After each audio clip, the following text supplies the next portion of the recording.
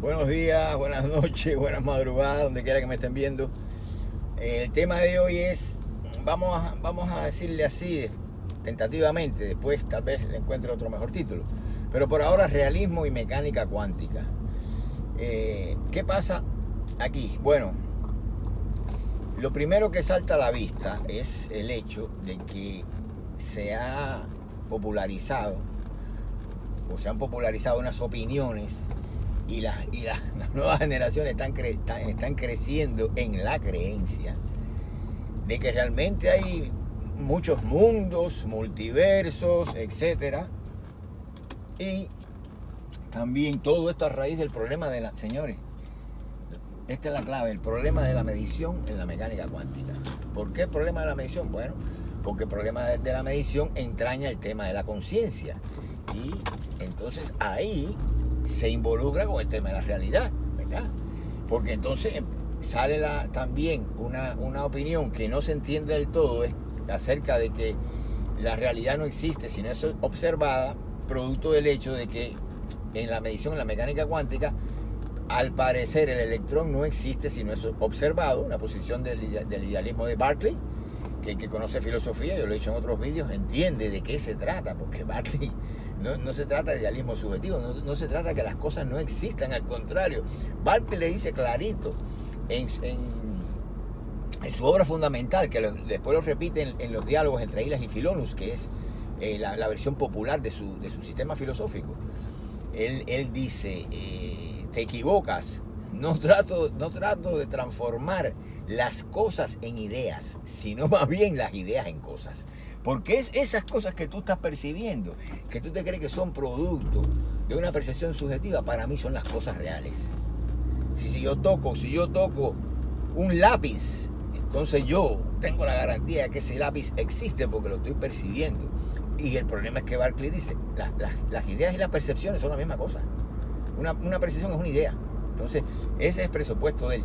Y déjeme decirle que dentro de esta filosofía voy a hablarle también de ella un día con detenimiento, porque es irrefutable.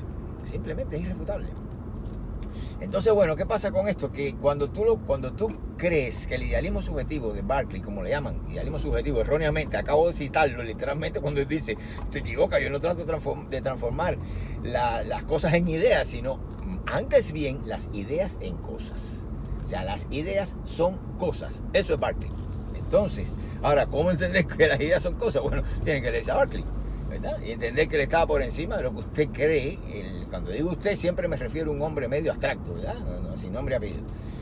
La opinión normal, ¿no? La común, de lo que Hegel le llamaba la conciencia cotidiana. Entonces, él está por encima de eso. Por lo tanto, no podemos llegar a atribuirle a Berkeley nuestras propias limitaciones, ¿verdad? Es un filósofo, él sabe lo que dice, lo que nosotros somos los que tenemos que tratar de entenderlo. Entonces, entonces cuando la mecánica cuántica dice que el electrón no existe si no es observado, usted tiene que entender eso en la manera en que Berkeley fundamenta esta postura de que existir es ser percibido. Y entiendan una cosa, para los que se enredan con todo esto, yo tengo por ahí un vídeo que dice, claro que Dios no existe, usted existe. Así mismo se llama el vídeo. ¿Por qué? Porque existir es una cosa, es una categoría que aplica a un rango no absoluto de la realidad, sino muy parcial. Existir es ser percibido. Claro que sí. ¿Por qué? Porque existir está relacionado con un tipo de realidad que es actual. Usted tiene que tener percepción de esa realidad para decir que una cosa existe. La cosa tiene que ser percibida, lo cual no quiere decir que la realidad se reduzca a la existencia. Eso es lo único que usted tiene que entender. Y no verse loco. Entonces, cuando se dice que Dios no existe, claro que Dios no existe por una simple razón, porque la categoría de existencia es demasiado estrecha para poder definir a Dios. Dios está más allá de la esencia y de la existencia. Eso es clave, eso es Tomás de Aquino. En el mundo medieval, miren cuántos siglos han pasado. Si no entendemos eso, bueno, pues imagínense ustedes. A ver si se dan cuenta qué pasa con la mecánica cuántica, ¿verdad? Entonces, los términos hay que entenderlos bien para no crear estas confusiones. Cuando se cree que la mecánica cuántica, que ya detrás de una demolición del realismo, como actitud epistemológica, claro que el realismo no sirve y claro que la mecánica cuántica lo destroza. Pero una cosa es la demolición del realismo y otra cosa es la demolición de la realidad, porque la realidad sí existe. El realismo y realidad son cosas bien diferentes. Realismo es una posición que más bien es epistemológica, que reduce la realidad a la objetividad. Eso es realismo. La gente que cree, como Einstein lo creía, que la realidad es la realidad objetiva a la que se le enfrenta a usted como sujeto del conocimiento. La realidad está del lado allá y el saber está del lado acá. Y usted establece esa contraposición. Claro que eso está mal, pero no quiere decir que la realidad se reduzca a la objetividad. Ahí es donde viene el error. Por lo tanto, la mecánica cuántica no es que fundamente científicamente que la realidad no existe o que una conciencia, la conciencia es la que produce, vamos a decir así, la realidad. Esas cosas no pueden, o que hay una conciencia, una supraconciencia, ni mucho menos a un nivel cuántico, misteriosa. Esas cosas no son así. Nada de eso es así. Sino que a raíz del tema de la medición se han interpretado mal las cosas. Pero no, ya esto está que se está convirtiendo en una posición común entre la gente. No, los físicos no piensan así, los filósofos no piensan así tampoco. Y puede ser que haya algunos físicos que entiendan estas cosas que tienen dimensión filosófica, no las entiendan correctamente. Y también los hay de sobra filósofos, estos tipos que andan por ahí, ¿verdad? La filosofía académica, básicamente, y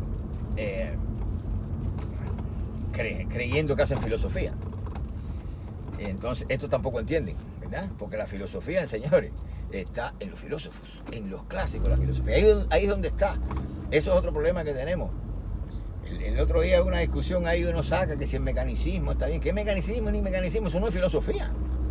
La filosofía ha estado en los sistemas filosóficos de los grandes clásicos que fueron los que la desarrollaron y la crearon, ¿verdad? Desde los griegos hasta la primera mitad del siglo XX. Ahí para allá la cosa se perdió. Bueno, entonces el asunto está en que ustedes, por ejemplo, hablando de filosofía, tienen que entender ¿qué pasa con la conciencia? Bueno, la conciencia tampoco es lo que la gente cree. Está estrechamente relacionada con la realidad, pero por un simple acto, señores. Para que entiendan también el tema de la medición de la mecánica cuántica y todo el rollo del realismo. Miren, cuando la conciencia surge, el mundo se pone en signo, como digo yo. El mundo se va como a otra dimensión, la realidad, digamos, ¿no? Que es la dimensión del significado. Las cosas empiezan a significar. La cosa real es sustituida por su significado. Si yo digo, señores, yo estoy hablando con ustedes, digo barbería, yo no necesito traer la barbería aquí a presencia. Eso sería existencia. Eso. Pero si yo digo barbería, la barbería existe en un modo muy especial, en un modo más bien virtual, porque aquí no hay ninguna barbería, no hay barbero, no hay nadie cortando pelo aquí. Entonces usted no puede percibir la barbería. Sin embargo, usted está seguro de su realidad, no de su existencia.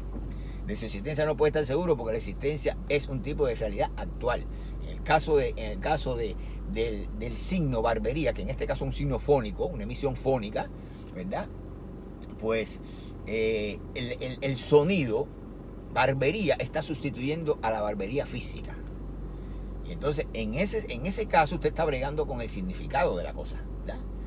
Está bregando con un signo. La barbería físicamente no está presente, por lo tanto, su realidad no puede tener existencia, no puede existir, ¿verdad? ¿Por qué? Porque su realidad es de tipo virtual. En ese caso, está en una dimensión virtual, que es la dimensión de los significados, pero no en una dimensión actual donde necesita ser percibida. Eso sería la existencia. Con eso tienen que relacionar la existencia, ¿verdad? Entonces, esto pasa porque cuando la conciencia surge, que se instala el yo en el individuo, ¿verdad? El mundo se desdobla en objetivo y subjetivo.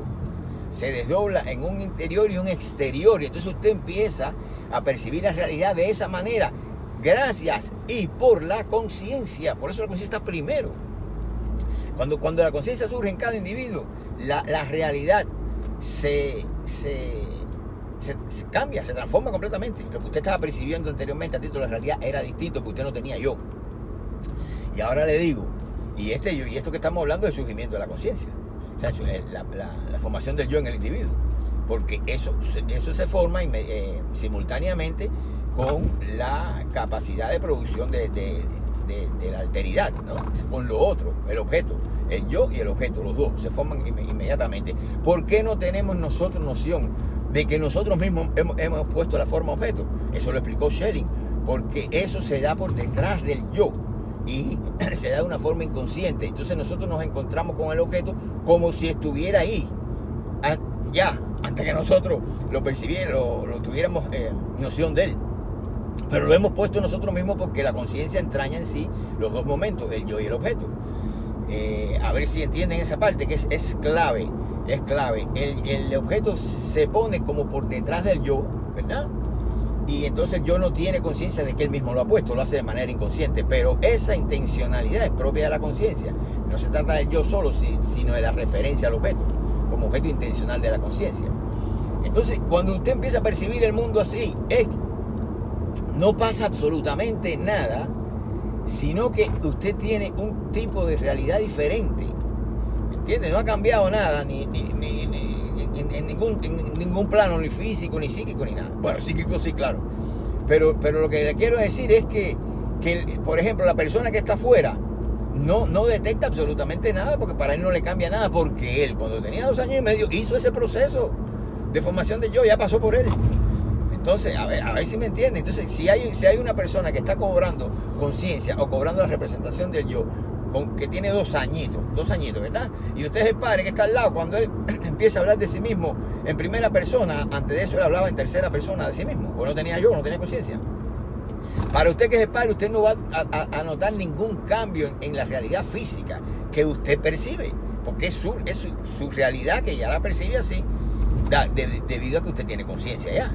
Y usted sabe la diferencia entre lo interno y lo externo, entre lo objetivo y lo subjetivo, etcétera, etcétera. A ver si me explico, ¿no? Usted no va a notar ningún cambio, pero él sí. Para él, el mundo va a dar un vuelco total. Y él va a dejar un psiquismo que es simbólico, que no es yoico, es preyoico, como el del primitivo, y entonces va a empezar a percibir la realidad de otra manera. O más bien va a crear esa dimensión de la realidad que la creamos todos. Esa es la clave. Es que no está esperando por nosotros la realidad ahí para que nosotros nos demos cuenta que ella está ahí afuera. No. Vayan al pecado original. Ahí te lo van a explicar. La caída, ¿qué significa? Esas cosas no existen hasta que el hombre no cae.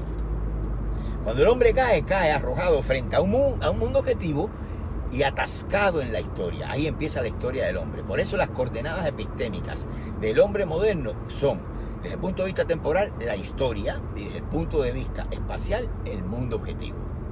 ¿Entienden? Así es como nosotros nos ubicamos epistemológicamente. Y eso está en la caída, en el pecado original está descrito. Por la caída, hasta ese momento Adán y Eva tienen un psiquismo, como le dije ya, simbólico, no yoico, ellos no tienen yo. El yo empieza cuando muerden la manzana, porque la mordida de la manzana representa la cobra de conciencia, es que han cobrado conciencia. Y entonces aprenden a distinguir, a discernir entre el bien y el mal, que es la forma elemental de racionalidad propia de la conciencia, la más elemental. Tienen que empezar por ahí, ¿verdad?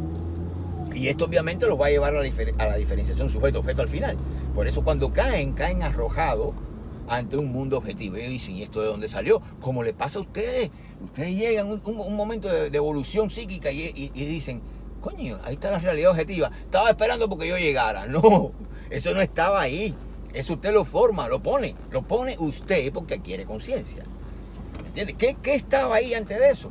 Bueno, señores, si para cada individuo va a haber una realidad de ese tipo, una realidad subjetiva, una realidad objetiva, así como ustedes la ven ahora. Pero antes de eso, ustedes donde tienen que buscar la respuesta es en la psiquis, no allá afuera. Tienen que ir a la psiquis, hacer una regresión mental, y entonces se van a dar cuenta cómo si el yo se aniquila, y hay diferentes técnicas de aniquilación del yo para esto, puede ser la droga, el orgasmo es una de ellas, bien momentánea, pero lo es. Hay miles, bueno, no hay miles, hay unas pocas formas de aniquilación del yo. Si el yo se aniquila mediante una regresión mental, que va a pasar unos estadios como el éxtasis, la alucinación y el trance, ya el trance lo más profundo, ya no hay yo, ninguno ni nada, ya eso es un psiquismo de otro tipo. Entonces la realidad va a cambiar, porque realidad y mente están correlacionadas. Si los físicos no entienden eso, si la gente que está tragándose todas las mentiras que salen a raíz del problema de la medición de la mecánica cuántica no entienden la correlación entre mente y realidad, que no pueden existir una sin la otra, pues señores, entonces no podemos hacer nada. Vaya, eso está en los libros, vayan y leanlo. Claro, interprétenlo, porque tampoco se lo van a decir como se lo estoy diciendo yo. Yo se lo digo así porque son décadas de estudio de esa cosa. ¿Entiendes? Y yo la puedo explicar como me dé la gana a mí, porque yo lo entiendo. Pero el basamento está en la filosofía, está ahí. Yo lo saqué de ahí, no lo traje del cielo ni lo traje de otra área, lo saqué de la filosofía. Entonces, eso es lo que está pasando con el tema de la realidad en la mecánica cuántica. No sueñen con que haya multiverso y nada. Usted no se da cuenta que todos sus sueños tienen como base y de todo eso la conciencia misma. Así que para la conciencia, ¿qué diferencia hay entre un mundo, 300 mundos? Ese va a ser siempre el mundo de la conciencia. Por lo tanto, se anulan. Hay uno solo. Eso no tiene ningún sentido de que existan mundos allá. Y la ridiculez extrema allá de que hay varias infinitas copias de usted mismo en otros universos. Usted está existiendo en otros universos. Da vergüenza que la ciencia acepte ese tipo de cosas. Y que se deje llevar por ese juego tan ridículo. ¿Entiendes? ¿Por qué? Porque bueno, la teoría de los multiversos es una respuesta al colapso de la función de onda. Mentira, no lo es. No responde absolutamente al colapso. No lo explica, no lo entiende. Y esa es la verdad, que no se la quieren decir ustedes. Olvídense de los multiversos, que son tremenda mentira. Y no resuelve el tema del colapso de la función de onda. El colapso de la función de onda ya sería otro tema, pero es una cosa tan simple y tan sencilla de explicar que da pena que la gente no lo entienda todavía. ¿Ok? Pero hay que saber un poquito de filosofía para entender realmente qué es lo que pasa ahí. Entonces, esto es lo que le quería decir hoy con respecto al tema de la realidad y la mecánica cuántica, todo el rollo este que hay armado, que involucra el tema de la conciencia también, que hace que los físicos, como he dicho ya en otros vídeos, pues estén buscando la conciencia en el interior del cráneo, pero a niveles cuánticos, en eso que le llaman microtúbulos, etcétera, es el caso de Roger Penrose. Bueno, vamos a decir, usted dice, usted puede encontrar que ese sea, vamos a decirle, el origen de la conciencia. Un físico interpretaría eso, que encontró un punto, un lugar, que es el origen de la conciencia. Un sitio. Pero no la conciencia. O sea, él nunca va a explicar la conciencia, no sabrá nunca qué es la conciencia, cuál es su naturaleza, sino que encontró algo dentro del cerebro que puede entenderse como el origen de la conciencia. Ahora, siempre tengan en cuenta una cosa, yo no me creo eso, de ninguna manera. De los microtúbulos, toda la historia, eso no me creo eso. ¿Qué puede pasar ahí? Lo mismo que le estoy explicando yo, que si usted entra en un estado de regresión mental, si usted consume una sustancia, ¿verdad?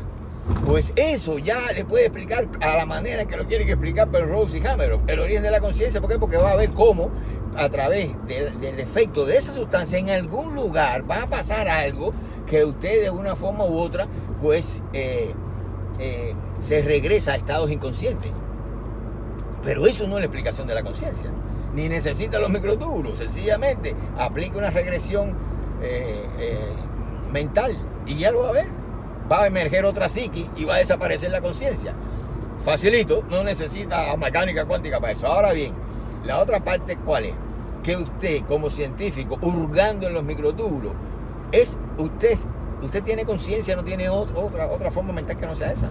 Y entonces, la que habla de lugares espaciales es la conciencia, que eso lo expliqué creo que en el video anterior o hace un par de vídeos para atrás, el que se llama Kant, la mecánica cuántica, no sé qué, ahí yo lo explico. Entonces,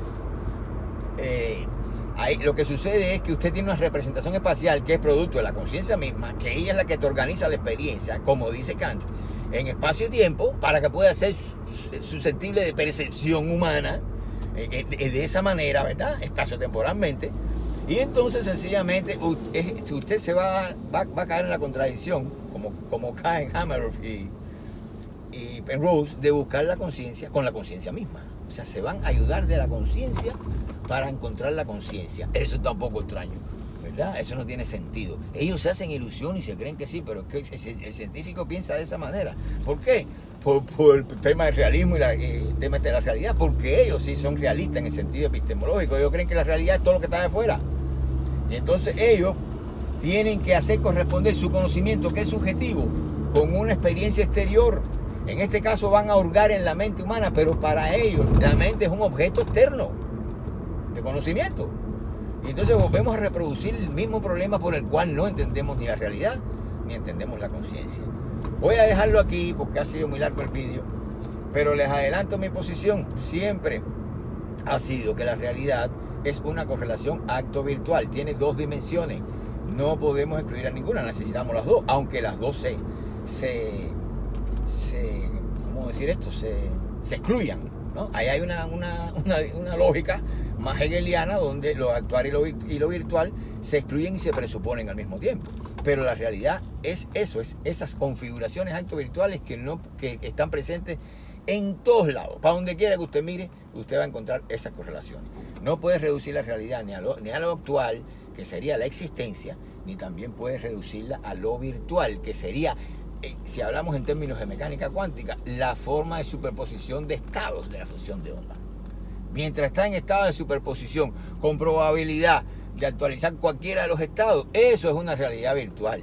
Pero si colapsa la función y lo que usted está midiendo deviene un sólido, ¿verdad? Deviene una cosa medible con la cual usted puede interactuar, entonces estamos hablando de existencia ya.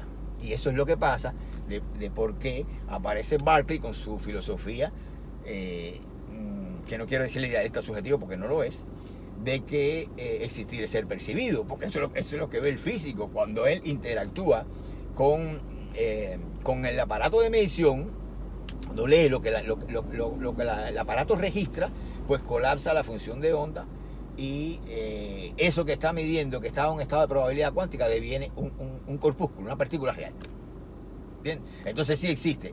Dice, coño, ahora sí existe, antes no existía. Estaba en un estado de probabilidad cuántica, claro. Estaba en un estado de virtualidad y ahora pasó a la existencia. ¿Por qué? Porque existir es ser percibido. Eso fue lo que dijo Berkeley. Y eso es lo que están haciendo ellos y lo están reconociendo ya porque no le queda de otra manera. Lo que pasa es que no entienden todo lo que hay detrás. Nos vemos en un próximo vídeo. Cuídense por ahí y por favor, el que no me conoce, yo soy Alexis Jardines, soy filósofo. Si pasó por aquí de casualidad, suscríbase, que hay bastante filosofía aquí, ¿ok? Nos vemos.